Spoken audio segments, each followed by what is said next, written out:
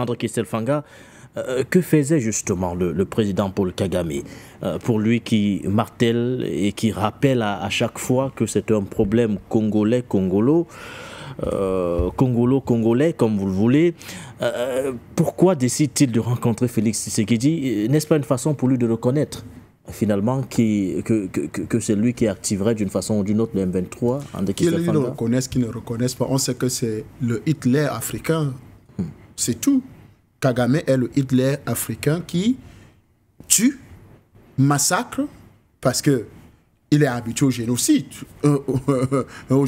Et dans l'une de ses déclarations, quand il suspendait ses relations avec la Belgique, oui, il dit que la Belgique était complice, n'est-ce pas, pour le génocide des Tutsis.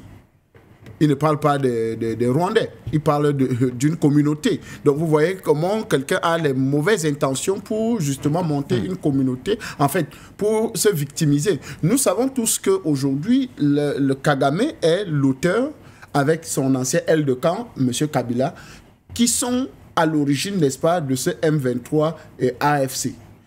Pour objectif, ils veulent renverser le pouvoir de Kinshasa. Parce que la communauté internationale qui est complice de ces gens ne veut pas la paix en RDC. Parce que quand même, ça fait 30 ans, 40 ans qu'il y a le désordre en RDC. On a envoyé une mission de paix, la MONUSCO, qui s'est installée depuis 30 ans. Ça n'a jamais résolu de problème.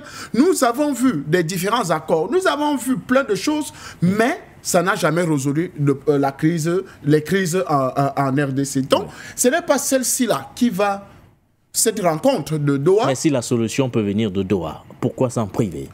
On ne s'en prive pas. André Kistelfanga. Là, si le cessez-le-feu en cas d'implémentation peut permettre justement de souffler un tout petit peu en attendant éventuellement un accord de paix durable à l'est du pays, pourquoi s'en priver? On avale notre honte comme on boit la tasse comme on est en train de boire, c'est tout. On boit la tasse de la honte, on boit seulement, c'est tout. Parce que on vous a dit ici, ils étaient à Doha, au Qatar, ils discutaient avec l'émir. Oui. Ça n'a pas empêché que le M23 gagne des villes. Et des villes hyper importantes, qui ont des trésors, qui ont des richesses extrêmement grandes.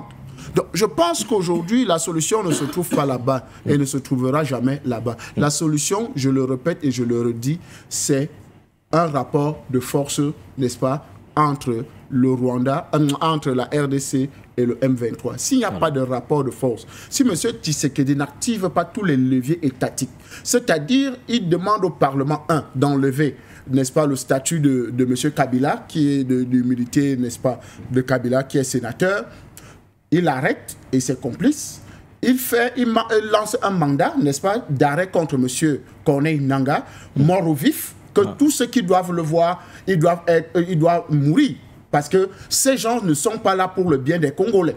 Je pense que ça va commencer à créer une panique et une peur dans ce camp-là. S'il ne prend pas des mesures dignes d'un chef d'État, des mesures dignes d'un président de la République, des mesures dignes d'un peuple comme celui du Congo, qui est victime d'un complot international, parce que tout ce que vous voyez là, c'est le complot international qui est contre le Congo, et je pense que Tshisekedi doit le comprendre dès aujourd'hui.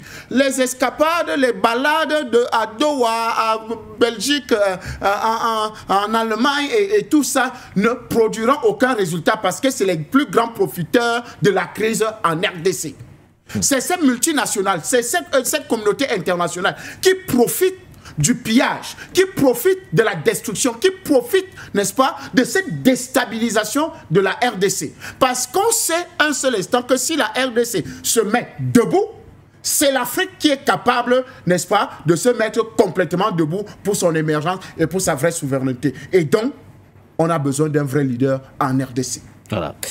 Merci à vous, André Kistelfanga. On rappelle toujours, en rapport avec l'actualité du côté de la République démocratique du Congo, la deuxième audience du procès contre les 5 généraux accusés d'avoir fui les combats au Nord Kivu, précisément à Goma, abandonnant les édifices et autres biens de l'armée au profit de l'AFC M23, donc eut lieu ce jeudi 20 mars 2025, durant l'occasion de